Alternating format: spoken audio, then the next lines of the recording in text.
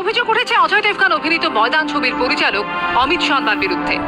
ভারতীয় football coach Syed Abdul রহিমের জীবনী অবলম্বনে তৈরি ছবি ময়দান।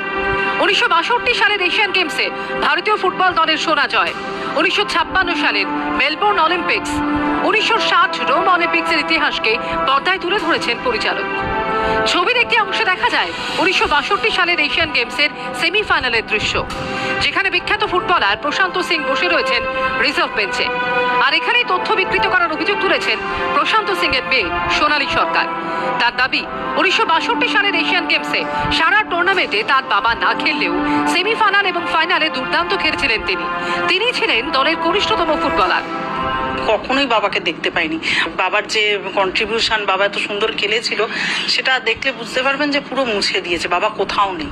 খুব হতাশ, মানে আমার খুব খারাপ লাগছিল যে বাবা নেই, বাবা দেখলে খুব দুঃখ পেত। 2015 সালে মারা গিয়েছেন ভারতীয় ফুটবলার প্রশান্ত সিং। দাদুকে দেখতে পাবেন এই আশা নিয়ে হলে গেলেও আশাহত হয়ে ফিরেছেন নাতনি। আমরা এই এক্সপেকটেশন নিয়ে গেছিলাম যে হয়তো ঠিকমতো দেখেনি, বাট ভুল দেখিয়েছে এটা আমরা এক্সপেক্ট করিনি।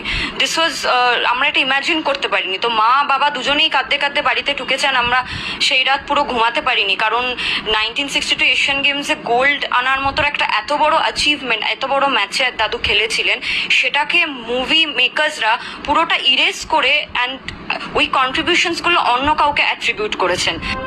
সৌমিত্র রায় রিপোর্ট, এবিপি আনন্দ, কলকাতা।